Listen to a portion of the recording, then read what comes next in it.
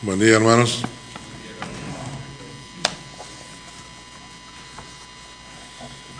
Uno mira el día afuera todo soleadito y se imagina que está calientito, y cuando uno sale se enfría. Pero qué bendición estar ahora con ustedes. Espero que el Señor nos traiga su palabra en esta mañana. Vamos a orar. Te bendigo, Dios, porque es tu palabra y tu Espíritu Santo el que quiere hablarnos y traer un mensaje. Te pedimos que en esta mañana, en este lugar, tu palabra sea recibida con el respeto que se merece. Que nuestros corazones se dobleguen ante ella, que aprendamos de ella y sujetemos nuestras vidas a tu instrucción. Gracias, oh Dios, en el nombre de Jesús. Amén. Voy a pedirles por favor que abran sus Biblias en el Salmo 103. Salmo 103.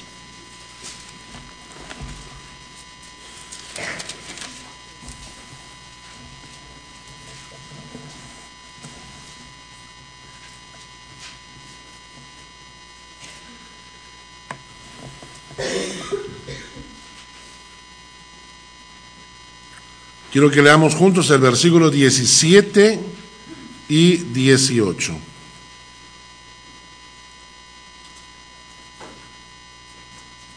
Mas la misericordia de Jehová es desde la eternidad y hasta la eternidad sobre los que le temen, y su justicia sobre los hijos de los hijos, sobre los que guardan su pacto y los que se acuerdan de sus mandamientos para ponerlos por obra. ¿Saben ustedes la diferencia que hay entre un huracán y un tornado? ¿Sabe alguien cuál es la diferencia entre un huracán y un tornado? ¿No? ¿El huracán va así? ¿Y el tornado va así? No, el huracán también es así. La diferencia entre un huracán y un tornado es que el huracán se da en el mar y el tornado se da en tierra, ¿no? Es la misma cosa, va girando por cuestiones de aire caliente que va descendiendo. Y contaron una historia muy interesante que pasó hace unos días atrás.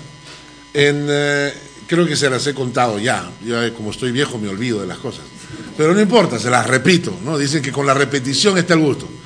Así que, ¿saben ustedes que en Estados Unidos se desarrolló una conferencia de la Iglesia Luterana, donde convocaron a 1000 representantes de la Iglesia Luterana en Estados Unidos para hacer una votación y aprobar si es que aceptaban el matrimonio entre homosexuales dentro de la Iglesia Luterana y si aceptaban homosexuales y lesbianas entre sus líderes y pastores.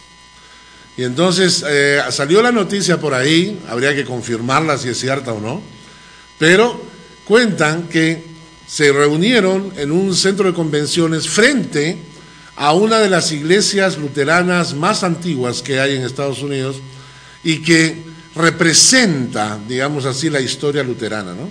Y en la punta tiene una cruz, ¿no? Al frente estaba el centro de convenciones. Tuvieron su reunión los 1000 miembros y ganó el sí por 666 votos contra 334.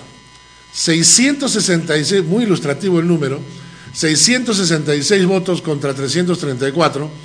Y lo interesante es que en la ciudad, me parece que es Filadelfia, en la ciudad, de repente, sin aviso, surgió un tornado en las afueras de la ciudad. Ninguno de los equipos meteorológicos pudo registrarlo y sorprendentemente aparece este tornado fuera de la ciudad. Cuentan los testigos que el tornado se enrumba hacia el pueblo de Filadelfia, hacia la ciudad de Filadelfia, va directamente por la calle principal hasta donde estaba la catedral luterana y rompe la cruz queda boca abajo y el tornado se disuelve. El tornado desapareció. Lo pusieron ahí como noticia, me llamó la atención. Habría que ver si es cierto, porque usted, no todo lo que corre en internet es verdad, pero habría que comprobar si es que efectivamente este tornado existió. Pero lo interesante es que te presentan la foto de la catedral con la cruz rota. Como que Dios levantó su mano y dijo, ok, votaron a favor, entonces miren lo que yo pienso, ¿verdad? Y estaba leyendo sobre los tornados, y una de las cosas interesantes es esto. El punto en el medio del tornado, justamente en el medio del tornado, las pocas personas que viven, que han sobrevivido a un tornado, dicen que el ojo del tornado tiene una paz increíble. Es decir, alrededor del tornado está la fuerza que arrasa con todo, pero cuando pasan exactamente en el medio, cuando los que han estado en una circunstancia así ya han podido ver desde abajo hacia arriba por el hueco que se hace, ¿no?, por el remolino, dicen que en ese instante hay paz total. No hay viento, no hay fuerza, hay tranquilidad. El ojo del tornado mantiene total paz, mientras alrededor está completamente devastando, ¿no? Este pasaje que acabamos de leer en Salmos me hace pensar en un tornado, porque todos en nuestra vida, hermanos, pasamos por dificultades. Estoy empezando, haciendo unos bosquejos. Quizás sea el primer libro que escriba. Se llama ¿Pasa el cristiano por tormentas o no? ¿Conoce el cristiano épocas de soledad o no? ¿Vivimos nosotros, como nos quieren hacer creer algunos, en una victoria tras victoria tras victoria, y donde todo es gozo y todo es felicidad? Levante la mano quien lo haya experimentado en su vida. No. Lo que hemos experimentado todos es épocas de bendición tremenda, ¿sí o no? Cuando parece que Dios está justamente pasando por el costado de tu casa, ¿no? Y cada oración que tú haces, el Señor contesta. Y Señor, no le has dicho nada todavía, pero el Señor ya te contestó ya, ¿verdad? Cuando las bendiciones del Señor están a la vuelta de la esquina. Pero hermanos, hay épocas en la vida cuando parece que todo va en contra. Yo no dirá, es posible, estoy en pecado, estoy mal, me alejé del Señor. ¿Qué es lo que pasa? Quiero que leamos juntos, por ejemplo, algunas frases que escribió David, ¿no? Vamos a leer el Salmo, por ejemplo. Vamos a escoger algunos ahí.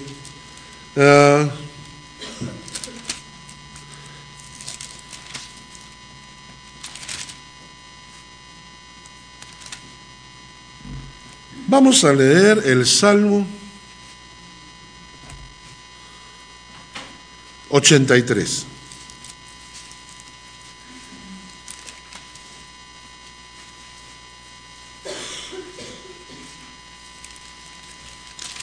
¿Ya lo tienen?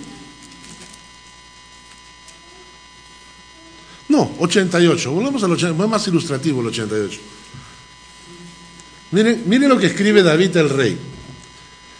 Versículo 1 dice: Oh Jehová, Dios de mi salvación, día y noche clamo delante de ti. Llegue mi oración a tu presencia. Inclina tu oído a mi clamor. ¿Entienden lo que está diciendo David? ¿Está bailando de alegría? Miren estas palabras. Oh Jehová, Dios de mi salvación, día y noche clamo a ti. Llegue mi oración a tu presencia. Inclina tu oído a mi clamor. Versículo 3. Mi alma está hastiada de males. ¿No ha venido una época en que tú dices, sabes qué, ya estoy cansado, estoy hastiado de que solamente ocurran cosas malas? ¿No te ha pasado? ¿No te ha pasado aquella época cuando tú dices, Señor, ¿por qué tantas pruebas? Y cuando de repente se vislumbra alguna pequeña bendición, otra vez viene un problema. Cuando le dices al Señor, por ejemplo, hay una señora en Chile con la que me comuniqué, ella estaba muy desesperada, muy angustiada, muy desesperada, y se comunicó con nosotros, conmigo, y nos pide por favor, me dice, no tengo que comer, no tengo que darle a mi hija mañana, termina el colegio y ella come en el colegio, no tiene que comer, ayúdennos de alguna manera, sé que orando por nosotros está bien, ¿no? Y en medio de esa desesperación yo oré al Señor, le dije, Señor, ¿es este un correo mentira o es un correo de verdad? ¿Es una necesidad real o es una estafadora? Revélame, ¿no? Porque a veces no sabemos. Y Dios puso en mi corazón una paz tremenda.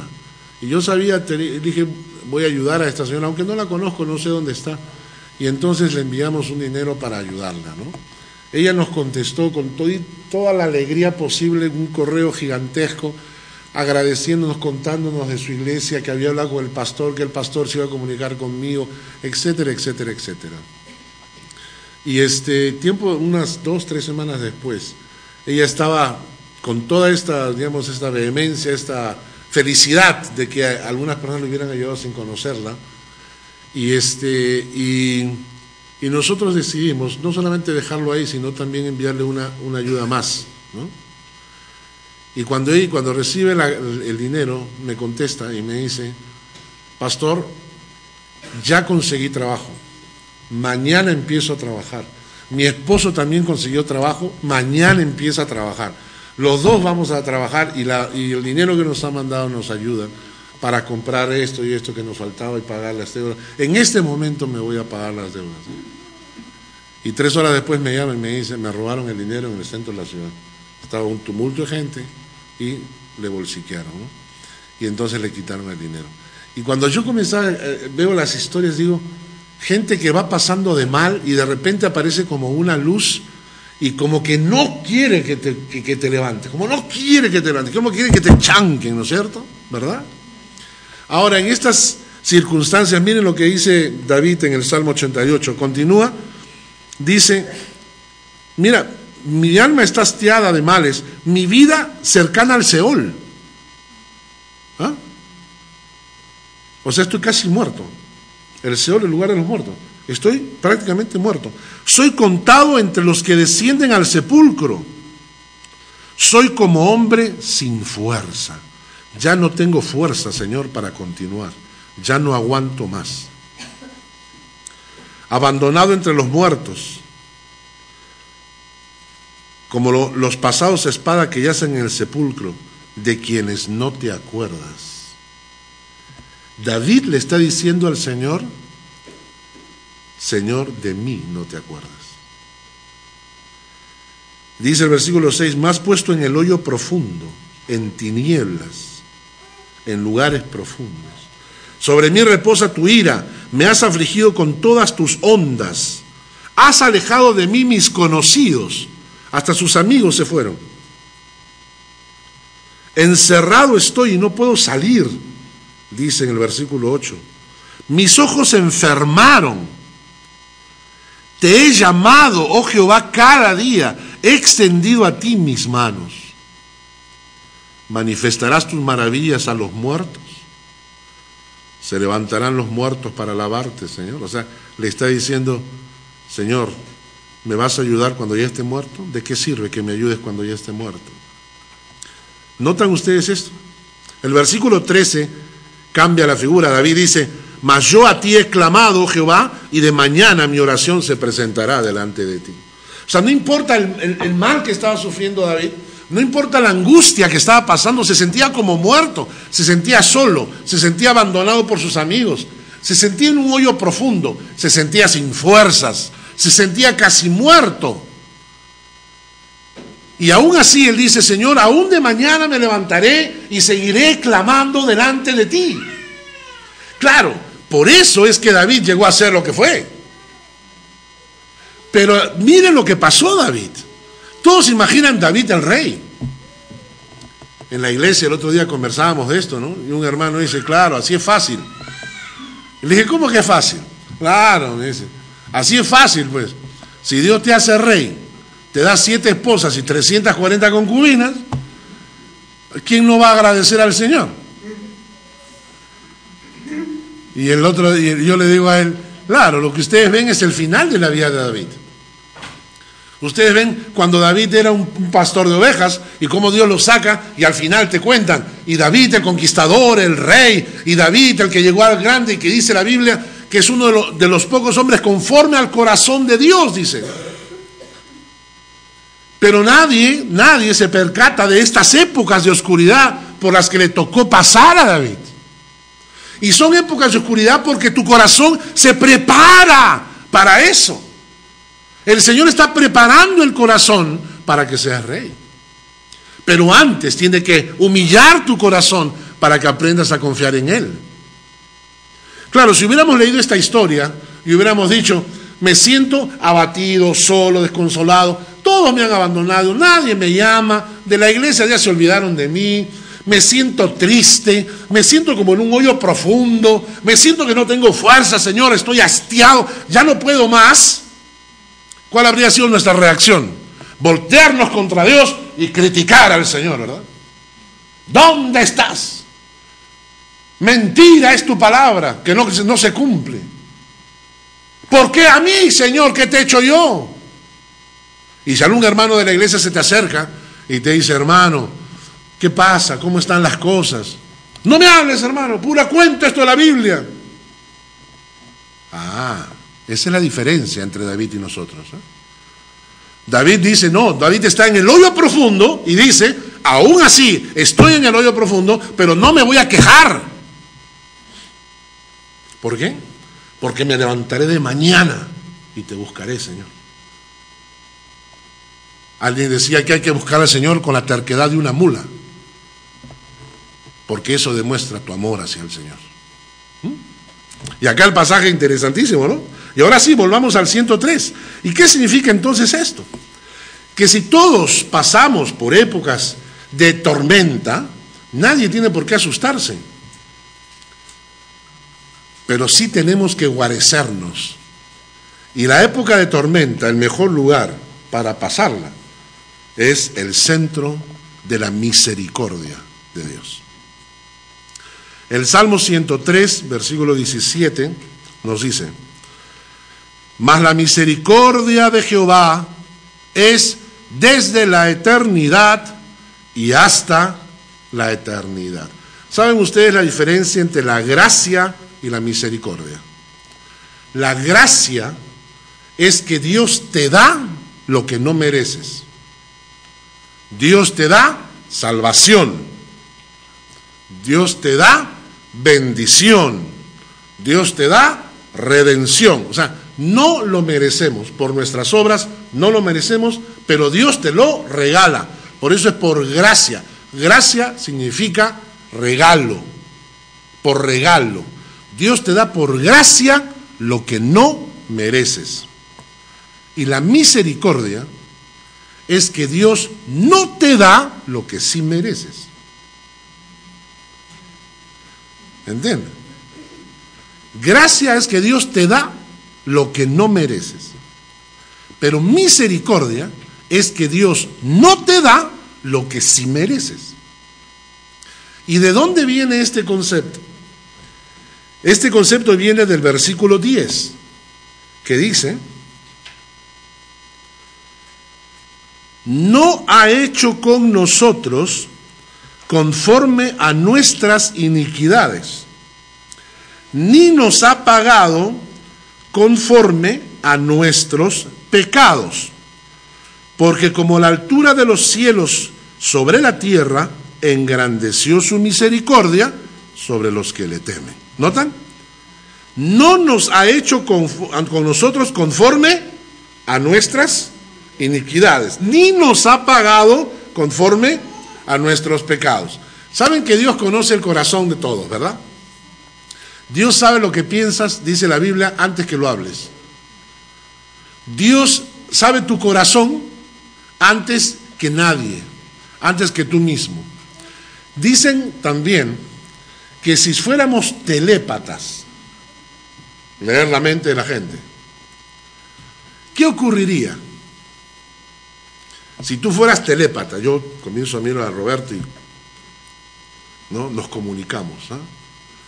¿Saben qué ocurriría según los investigadores? Terminarías solo en una isla, odiando al mundo entero. ¿Saben qué? La gente dice telépata, qué lindo, ¿no? Leerle la mente a la gente.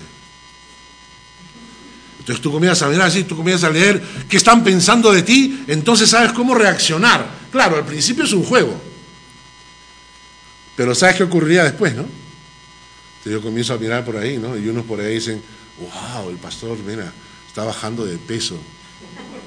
A esa gente yo, Dios te bendiga, hermano. Voy a orar por tus necesidades, ¿no? Y uno por acá dice, sí, pero de costado se le ve gordito. Castígalo, Señor, ¿no? ¿Qué pasaría si tuviéramos telepatía? Comenzarías a saber la verdad de las cosas. Cuando la gente se te acerca y te saluda con ese saludo típicamente hipócrita que a veces tenemos, ¿no?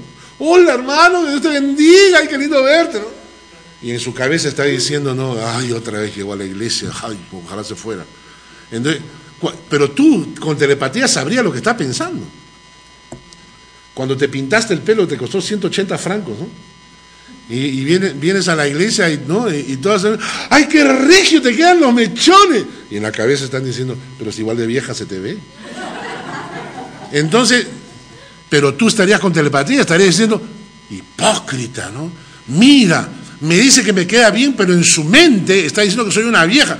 Entonces ya a esa persona, tachada, ¿sí o no? Si tú supieras lo que la gente va pensando de ti, llegaría el momento en que odiarías al mundo entero. Algunos dicen, no, hay personas que me quieren porque no sabes lo que piensan. Imagínate Dios conociendo nuestro corazón. Lo lógico, que Dios conociendo tu corazón y tu mente, ¿sabes qué? Lo lógico es que Dios debería haber exterminado a esta humanidad hace años. Pero por su misericordia no lo hace. Porque no nos da el pago debido a nuestro pecado. No nos retribuye como debería. ¿Por qué? Por su misericordia no hace contigo ni conmigo lo que debería hacer. Escribí un email un devocional hace unos días. Imagínate que Dios pagara a cada uno por cada falla que comete. Cuando conté la historia que fui con mi hijo al banco, y cuando mi hijo le dijo, quiero cerrar mi cuenta, ¿no? Y en el banco le dijeron, sí, puedes cerrarla, pero nos debes 7 francos. Y entonces mi hijo le dijo, pero si no he hecho nada, solamente he tenido la cuenta, pero son gastos administrativos, le dijeron. 7 francos, ¿no? Entonces mi hijo sacó sus 7 francos, y la señorita le dijo, ¿tienes 5 centavos más? Y él dijo, ¿por qué? Son los intereses. Cuando se sube al auto me dice, papá, me han cobrado 5 centavos de intereses, además de 7 francos, por usar una cuenta que no uso. Y yo le dije, el banco es así, el banco no te perdona nada. 5 centavos, la chica pudo decirle, olvídate, los 5 centavos, no. Esos 5 centavos, imagínate que Dios fuera así con nosotros. Por cada cosa que cometes, ¡pam! Palo. Imagínate. Ahí está manejando, ¿no? Está manejando Jacobo, al costado está Heidi, ¿no? Y en eso viene uno de esos salvajes y viene adelante, ¡bum! Lo cruza Jacobo, ¿no? Y a Jacobo se le revuelve el hígado, el estómago, los pulmones, y ¡guau! Entonces Jacobo saca la cara por la ventana, ¿no? Y en suizo le empieza a recordar hasta a su abuelita, ¿no? ¿No? Y Heidi lo trata de calmar, Jacobo, cálmate, y se voltea y todavía la grita, no me digas que no, ahora lo adelanto, no, y Jacobo mete tercera y comienza a acelerar. Jacobo ahí se pone su gorro ahí para estar más, y cuando justo se va acercando para cerrarlo, ¿no? Y en ese momento ¡pum! Se congela el tiempo, y Jacobo ve que todo el mundo se ha quedado así congelado, el único que se mueve es él, y aparece la voz de Dios. Jacobo, pagando, ¿eh? A ver, primero, palabras soeces, palabras lisuras en la boca, reacción de ira, amenazar a otros peatones por manejar mal, gritar a su mujer porque lo trató de calmar, venganza, tratar de cruzar. Dios, imagínate, por cada una de estas me debes 3 días de... O sea, si Dios nos cobrara por cada cosa que hacemos, si tuviésemos que pagarle al Señor por cada error que cometemos, ya esto es un motivo para levantarte cada mañana y decirle gracias a Dios por tu misericordia. Gracias porque no me haces pagar de acuerdo a todo lo que yo te hago. Gracias por tu misericordia. Y cuando cometemos el error las mismas veces, hay una canción que dice, cometemos, o sea, le insultamos al Señor, lo ofendemos, le pedimos perdón y luego el mismo error volvemos a cometer. Este pasaje que nos dice acá, versículo 17, más la misericordia de Jehová es desde la eternidad y hasta la eternidad sobre los que le temen. Su justicia sobre los hijos de Dios, sobre los que guardan su pacto, los que se acuerdan de sus mandamientos para ponerlos por obra. La palabra misericordia en el hebreo significa tener piedad de otro, bondad, benevolencia, clemencia, consolación, apiadarse, compadecerse.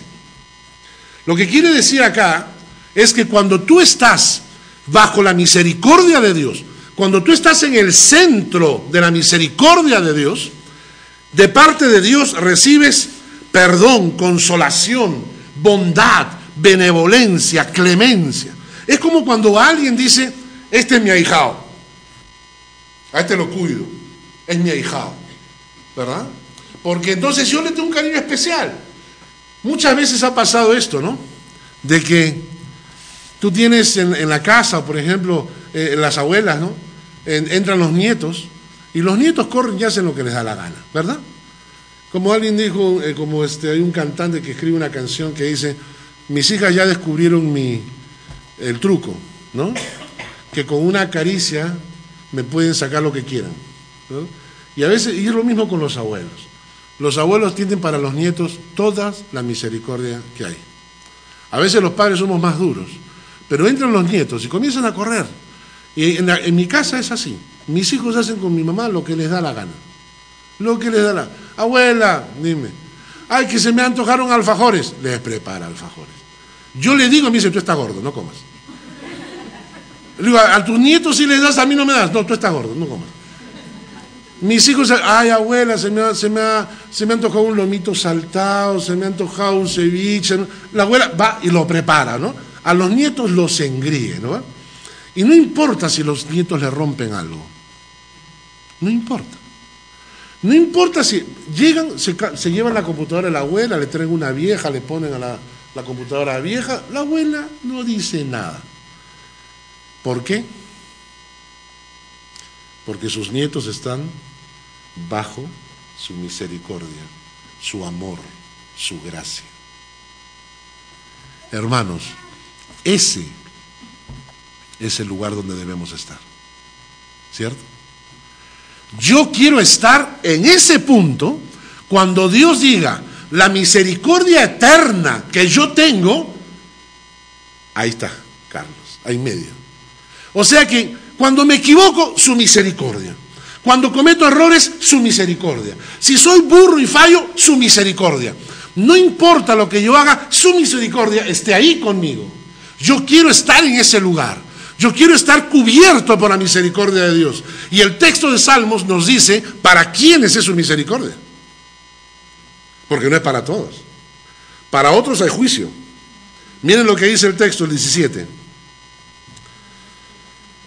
Mas la misericordia de Jehová es desde la eternidad y hasta la eternidad sobre los que le temen. Ahora la gente siempre dice, ¿qué es el temor? Ustedes saben que es una mezcla de sentimientos. El temor es amor, es confianza, es respeto, es solemnidad. Es sentirte protegido por el Señor, pero sin una actitud de aprovecharte del Señor. Dicen que el temor se compara a la chimenea en la casa. Cuando estamos en la calle, que los dedos te duelen por el frío, la nieve va cayendo, estás congelado, no hay como llegar al calor del hogar. ¿Sabe qué cosa es el hogar? La gente dice el hogar es la casa. No, según la definición, el hogar es la chimenea. El hogar es la chimenea de la casa, ese es el hogar. De ahí que viene la frase, venir al calor del hogar, dice. Y entonces tú llegas congelado, la nariz ya media morada, los labios, que no puedes hablar, y entonces, y de repente se abre la puerta de tu casa y sientes el calorcito, ¿no? ¡Ay, qué agradable! Y te acercas al fuego del hogar, te acercas al fuego de la chimenea y te sientas al costadito calientito, ¿cierto? Pero no metas la mano, ¿eh? Porque te quemas. ¿Correcto? Les expliqué lo que es el temor a Dios. El temor a Dios es esa actitud que tú te acercas a la chimenea del Señor, porque dice la Biblia que el Señor es fuego consumidor, pero también fuego que te calienta. Tú te acercas al Señor y te sientes protegido, te sientes en ese ambiente de calor, de Padre, pero no creas que puedes jugar con Dios. Ese es el sentimiento que nos hace diferentes de otros cristianos. El hombre temeroso de Dios, hermano. Falta temor de Dios hoy en día en las iglesias. Falta temor de Dios. Yo me encuentro con gente que cree que puede jugar con Dios. Gente que cree que puede manipular la Escritura como le da la gana. Gente que se paran en los púlpitos y que manipulan a la congregación. Hermano, falta temor de Dios. Por eso es que el juicio de Dios se viene. Para muchos dicen que la presencia del Señor y la venida del Señor está cada vez más cerca. Falta temor de Dios en los hombres. Si tuviéramos temor de Dios, dice la Biblia, tendríamos una serie de actitudes frente a Él. Servirle, seguirle, alabarle. Dice, por ejemplo, no los voy a hacer buscar porque nos quedamos hasta mañana, pero en Éxodo 18 dice que el temor a Dios aborrece la avaricia. El temeroso de Dios hace la voluntad de Dios. El temeroso de Dios dice que ora a Dios siempre. El temeroso de Dios es un varón justo con buen testimonio. El temeroso de Dios glorifica el nombre de Dios. Dice la Biblia que los impíos no tienen temor de Dios y aborrecen la sabiduría. Y entonces, si hay algo que debe caracterizarnos, es gente temerosa de Dios. Es que cuando Dios te mire a ti y diga, este hombre me ama, pero me teme. Este hombre respeta mi palabra y busca agradarme, agradar a Dios. En cada instante, cuando Dios encuentra hombres temerosos de Dios, ahí derrama su misericordia.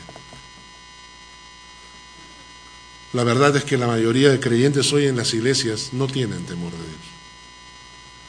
El otro día una persona cristiana me discutía y me decía, si el amor de Dios es tan grande, entonces, ¿por qué no podemos convivir juntos con mi enamorada? Y yo, porque estás fornicando, pues. Y me dijo, no es fornicar, es amar. Y entonces yo le dije, ¿no tienes temor de Dios? Y ahí se cayó la boca. Cuando yo encuentro gente que cuando lee la Biblia la tuerce, hermanos, falta temor de Dios. Pregúntate, ¿tú eres una persona que antes de hacer tus actos dices, cuidado, Señor, ¿te gusta esto o no te gusta? ¿Te estoy ofendiendo, Padre, o no? Porque los que temen a Dios, Dios derrama su misericordia. Volvamos a Salmo 103, porque tenemos que ir avanzando. El Salmo 103, versículo 17, nos dice, mas la misericordia de Jehová es desde la eternidad y hasta la eternidad sobre los que le temen, y su justicia sobre los hijos de los hijos, sobre los que guardan su pacto, ¿no? Sobre los que guardan su pacto. ¿De qué pacto me está hablando? Acompáñenme a Jeremías capítulo 31. Jeremías capítulo 31.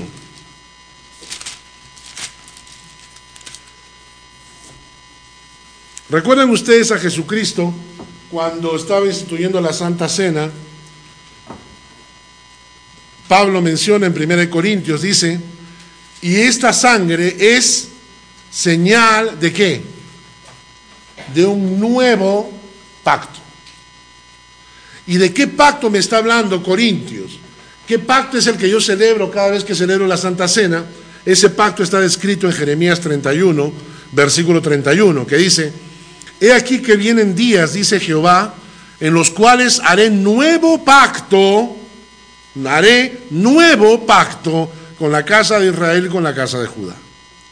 No como el pacto que hice con sus padres el día que tomé su mano para sacarlos de la tierra de Egipto, porque ellos invalidaron mi pacto, aunque yo fui un marido para ellos, dice Jehová. Pero este es el pacto que haré con la casa de Israel después de aquellos días, está hablando de la época de Jesucristo, dice Jehová. Daré mi ley en su mente, la escribiré en su corazón. Yo seré a ellos por Dios, ellos me serán por pueblo.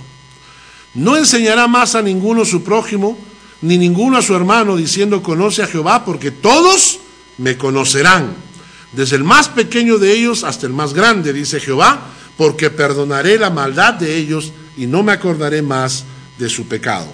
El nuevo pacto que Dios hace con los hombres tiene que ver con escribir la ley de Dios en el corazón, en la mente de las personas. Segundo, yo seré a ellos por Dios, ellos me serán por pueblo. Tercero, todos me conocerán. Y cuarto, perdonaré la maldad de ellos. ¿Entienden la figura? Ese es el nuevo pacto. El nuevo pacto es que Dios saca la palabra escrita en rollos, en pergaminos, en lo que sea, la saca y la graba en tu corazón. Y la graba en tu mente. Hace un pacto contigo. Todos le conocerán en forma personal. Perdonará nuestros pecados. Y nosotros seremos su pueblo y Él será nuestro Dios. Y ese pacto se firma con sangre, con la sangre de Jesucristo. Es un pacto de sangre. Ahora, ¿qué significa entonces según el Salmo 103? Son personas que guardan mi pacto. Volvamos al Salmo 103. ¿Qué significa eso? Significa en qué nivel está tu compromiso con el Señor. El pacto que tú has hecho con el Señor, ¿lo guardas? Cuando hacemos un pacto, ¿lo respetas? ¿Entiendes que Dios y tú han hecho un pacto de sangre? ¿Y qué relación tienes tú con ese pacto, con ese Señor? Con el Señor de los cielos. ¿Respetas el pacto de sangre que has hecho con el Señor? ¿Guardas el pacto? Hablábamos el viernes pasado en la reunión de matrimonios, tuvimos una reunión muy linda. Saben que estamos teniendo 8 semanas. Hemos hecho una secuencia de 8 semanas para matrimonios. 8 semanas para matrimonios. Entonces vamos por la segunda semana. Todo el mundo está contentísimo. La primera semana llegamos a las 8 y nos fuimos a las 11. Y esta semana hemos llegado a las 8 y nos hemos ido a las 12. Llegamos casi a 12:15 casi. Y nadie se quiere ir porque los temas y las conversaciones... Buenísimo. Maridos que se defienden, yo no soy el malo, ella es la mala, ¿no? Y entonces estamos ahí y la pasamos viendo la palabra, estudiando la palabra, viendo videos, etc. Pero una de las cosas interesantes es que les pregunté a todo el mundo cuando estaban ahí, les dije, respóndeme de estas 5 preguntas, marca una X. En mi matrimonio, A, soy feliz. B, es un matrimonio como todos, con problemas, pero lo puedo sobrellevar. C, mi matrimonio es muy difícil, pero lo aguanto porque tengo que cumplir una promesa. O tengo que ver por mis hijos. O etcétera. O sea, lo aguanto porque tengo que aguantarlo. Pues. ¿Qué me queda? D, me quiero divorciar. E, soy infeliz. Todo el mundo tuvo que contestar. Le dije, no voy a revelar las respuestas para que ningún cónyuge se ofenda, ¿no? Y me dieron todas las respuestas. Muy interesante la figura. No, en mi iglesia, de todos los matrimonios que van, solo hay uno feliz. Y yo me acuerdo que cuando él estaba contestando, la mujer estaba al costado mirando y diciendo, cuidadito. Así que lo descuento, ¿no? Puso que era feliz bajo coacción. El resto de todos los matrimonios en mi iglesia, o tienen problemas, pero los sobrellevan, o están pasando momentos muy difíciles y están aguantando, y muchos de ellos pusieron, aguanto por el Señor. Y entonces a veces yo me pongo a pensar y digo, eso debe ser dificilísimo. Y estamos trabajando en esto, ¿no? Estamos trabajando en esto porque la idea de estas charlas que vamos a tener los viernes, la idea es darles las herramientas, porque nadie tiene que vivir una vida sufriendo todo el tiempo. Es como que te dicen, te tocó la lotería, tienes que dormir sobre una cama de clavos. Vas a pasar la tercera parte de tu vida sobre una cama de clavos. Por Dios, no sean malos. Cámbienme el colchón, ¿no es cierto? Lo mismo pues, entonces, claro, si voy a vivir así toda la vida, no voy a soportar eso, en algún momento va a reventar. Entonces hay que hacer los cambios, porque yo quiero tener una vida que llegue a mi casa y diga, ay, qué rico, llegué a mi casa, acá está mi esposa, mis hijos, y no entrar a mi casa a decir, oh, qué horrible, ya volví acá. No, entonces hay que hacer los cambios. Pero hay gente, ¿saben qué? Hay gente que me escribió lo siguiente: soporto por mis hijos y porque hice una promesa. Y a mí eso me marcó. A mí me marcó eso, ¿no? Soporto porque hice una promesa. Gente de compromiso. Hermanos, Dios no es ninguna persona que nos odie, que nos haga la vida imposible como para decir, ay, soporto. No, no. Pero Dios ha hecho un pacto con nosotros y ese pacto significa compromiso de parte mía. Que yo no voy a romper mi pacto con el Señor apenas vengan problemitas. Ay, Señor, estoy orando por mi marido, pero mi marido no me contesta, mi marido me trata mal, ya no quiero saber nada, me voy a pecar al mundo. Qué buena, ¿no? Me voy a pecar al mundo, como que lo estamos amenazando al Señor. Oh, Señor, ¿me bendices o peco? ¿Ah? Porte bien, porque peco, ¿ah? Y Dios te mira y te dice, ¿pero qué tienes? O sea, ¿tú qué cosa crees? ¿Que pecando? O sea, creemos que pecando, pobrecito, le duele a Dios. O sea, nosotros pecamos y lo hincamos a Él con una aguja. Cuando tú pecas, es como que Dios está en la azotea y tú le dices al Señor, ah, ¿quieres que peque? Mira, ahora voy a pecar. Y te tiras al vacío. Y Dios te mira como caes. Y tú vas cayendo y le vas diciendo, ya ves, te dije que ibas a sufrir. El único que se revienta al final eres tú. Hermanos, a veces cuando nosotros hemos hecho un pacto con el Señor, tenemos que empezar a decir, yo guardo mi pacto, mi compromiso. Me contaron una historia muy buena de Alejandro el Grande. Fue a conquistar un castillo ahí, ¿no? Y entonces dice que antes de entrar a batallar para conquistar el castillo, llama al rey y le dice, pasa adelante, venga acá, quiero hablar con usted. Entonces el rey sale por encima de su fortaleza, ¿no? ¿Qué quiere? Y Alejandro el Grande dice, Alejandro Magno dice, te doy la oportunidad a que te rindas. Si te rindes, te perdono la vida y dejo que te vayas con tus hijos, tus mujeres y un pequeño grupo de soldados. Y a tu pueblo perdonaré la vida para que se sometan a mí. Te doy la oportunidad de hacerlo. Entonces el rey, arriba en su fortaleza, le dice, ¿no te das cuenta, Alejandro, que soy yo el que tiene la ventaja? Yo estoy aquí arriba estoy en mi fortaleza, y tus hombres tienen hambre, y tus hombres tienen sed, y tus hombres hace tiempo que están lejos de su familia. Yo puedo vencerte, tú no me vas a vencer a mí. Y entonces Alejandro le dijo, quiero darte solo una razón para que analices tu respuesta. Y el rey le dijo, dímela. Entonces Alejandro se volteó y llamó a un batallón. Y les ordena y le dice, en fila de a uno. Y los soldados se pusieron en una fila. Y Alejandro les ordena que caminen directo a un acantilado. Y los soldados empezaron a caminar. Directo al acantilado.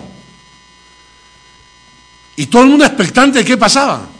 Llegaron al acantilado y se tiró el primero, y se tiró el segundo, y se tiró el tercero, y se tiró el cuarto. Y cuando iba a tirarse el quinto, Alejandro dijo, ¡basta! Y el rey se rindió. ¿Saben por qué? Porque dijo, si estos hombres son capaces de suicidarse por el rey, morirán antes que destruir la fortaleza. Darán su vida para destruir la fortaleza. Ojalá tuviéramos cristianos de este tipo hoy en día. Y no seamos mediocres como somos. Ojalá tengamos con el Señor un pacto tal de sangre que estemos dispuestos a morir por Él. Dice la Biblia que si la semilla no cae en tierra y muere, no lleva fruto. Y hoy en día los cristianos no mueren, hermanos, a sí mismos. Cuando la palabra te dice, muere a ti mismo, muere a tus deseos, a tus anhelos, y enfócate en el Señor, enfócate en el Señor. La gente, no, mi auto no, mi casa no, no, mi ropa no. ¿Por qué? Porque no hemos entendido que el que no muere no verá vida. Que nos entierren con nuestro BMW si quieren. Pero el que no muere no verá vida, dijo el Señor. El que quiera salvar su vida, Cuando alguien se pone a discutir sobre sus cosas, no, mi ofrenda, no, mi casa que me la maloran, mi alfombra que me la pisan. El que quiera salvar su vida, la perderá. Y fueron palabras dichas por el mismo Jesucristo, no por otro. La palabra entonces nos dice, y vamos terminando, que en primer lugar, la misericordia de Dios es para los que le temen. En segundo lugar, para los que saben guardar ese pacto de sangre que tienen con el Señor. Y en tercer lugar, nos dice, los que se acuerdan de sus mandamientos para ponerlos por obra. Los que se acuerdan de sus mandamientos, esto sí es fácil. Acordarnos de los mandamientos es fácil. La gracia está en ponerlos por obra. Dice la Biblia que a esto se les llama los hacedores de la palabra. Los otros son los oidores de la palabra. Cuando la gente a veces viene después de la prédica y me dicen, ay pastor, qué linda la prédica, ¿no? Y uno se pone a pensar y dice, ¿cuántos lo llevarán a la práctica? ¿Y cuántos, como dice el texto de Santiago, serán oidores que saldrán mirando un espejo y cuando salen se olvidan? Se olvidan. Yo recuerdo cuando yo era chico, mi abuela me llevaba a la iglesia católica y me decía, vamos a oír misa, me decía. ¿Sí? Era la frase, ¿no? Vamos a oír misa. Y yo recuerdo que de 14 años le dije, ¿para qué vamos a oír si no hacemos nada? Y ella me decía, el muchacho malcriado, no soy insolente, vamos nomás.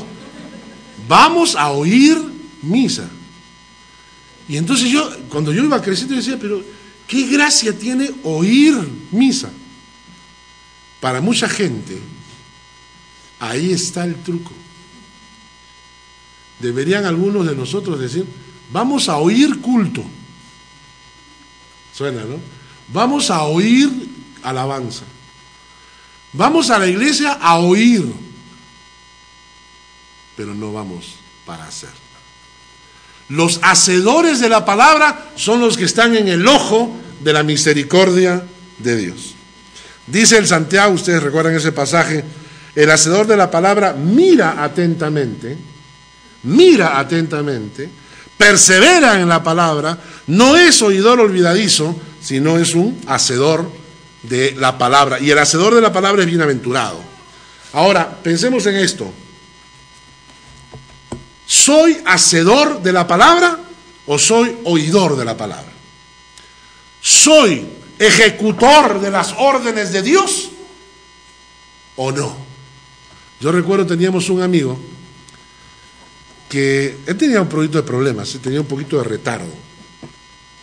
Y la señora, la mamá, llegó a la oficina y me pidió que le diera trabajo, porque su papá ya estaba desesperado, lo tenía en la casa metido al muchacho todo el tiempo y no conseguían trabajo. Y entonces le dimos trabajo en la empresa para que él sea como tramitador, mandar papeles, traer papeles. Y después nos dimos cuenta que el problema era mayor, porque él era un buen oidor de órdenes, pero no era un buen hacedor de órdenes. Él escuchaba muy bien lo que tú le decías, y cuando le preguntabas, ¿qué te pedí? Don Carlos, usted me pidió que vaya. ¿Y por qué no vas? Ya, pero te dije que vayas ahora. ¿Pero cuándo es ahora? ¿No hacemos lo mismo con la palabra? ¿Somos hacedores de la palabra, ejecutores de las órdenes de Dios? ¿O simplemente oidores de la palabra? Pregunto. ¿Somos hacedores de la palabra en cuanto a oración?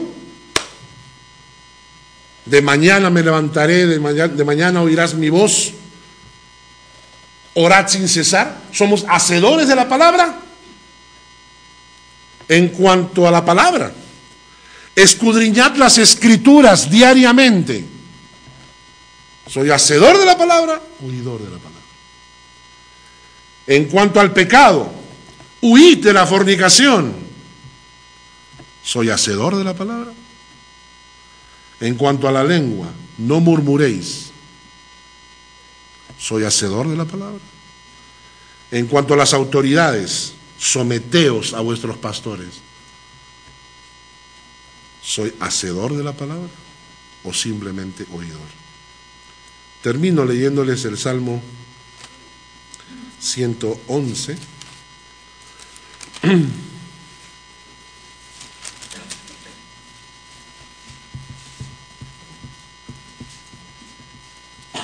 No, 112. El Salmo 112 nos dice, 112 desde el versículo 1. Bienaventurado el hombre que teme a Jehová y en sus mandamientos se deleita en gran manera. Miren, bienaventurado, feliz, premiado, lleno de la misericordia de Dios, el hombre que teme a Jehová y que guarda y que sus mandamientos se deleita en gran manera. Su descendencia será poderosa en la tierra. La generación de los rectos será bendita. ¿Quiere que sus hijos sean benditos? Está en sus manos. Sea temeroso de Dios. Guarde sus mandamientos. Sus hijos serán benditos. Versículo 3. Bienes, riquezas hay en su casa. Su justicia permanece para siempre. Miren lo que dice el versículo 5. El hombre de bien tiene misericordia y presta. No pide prestado, presta. El Señor te va a bendecir para que prestes. Y cuando prestes, no pidas de vuelta. Cuando uno presta dinero, no reclame de vuelta. Regale, ofrende. Si alguien necesita, no preste, dele. Gobierna con sus asuntos con juicio. Versículo 6. Por lo cual no resbalará jamás. No resbalará jamás. Versículo 7. Dice que si usted es un hombre que teme a Jehová y que guarda sus mandamientos, versículo 7, no tendrá temor de malas noticias. Su corazón estará firme, confiado en Jehová, asegurado está su corazón, no temerá. Hermanos, vivan en el centro de la misericordia de Dios. Aprendan a estar ahí, en ese punto donde la misericordia de Dios se derrama. Aprendan a vivir en el lugar donde Dios derrama su gracia, su bendición. Y ese lugar está reservado para los que le temen, para los que guardan su pacto con el Señor, para los que guardan sus mandamientos y se acuerdan de sus mandamientos para ponerlos por obra, para los hacedores de la palabra. Bendito Dios, por esta mañana te agradecemos otra vez por la gracia de tu palabra hablando a nuestro corazón. Nosotros te pedimos con toda humildad, oh Padre, haznos temerosos de ti. Padre, levanta temor santo en esta iglesia. Remueve conciencias, oh Dios. Sensibiliza el alma para que sea una iglesia llena de temerosos de ti, que guardan su pacto y que se acuerdan de tus mandamientos para guardarlos siempre. Oh Padre, derrama de tu Espíritu Santo tocando corazones en esta mañana para la gloria exclusiva de tu nombre. Amén. Que Dios les bendiga, hermano.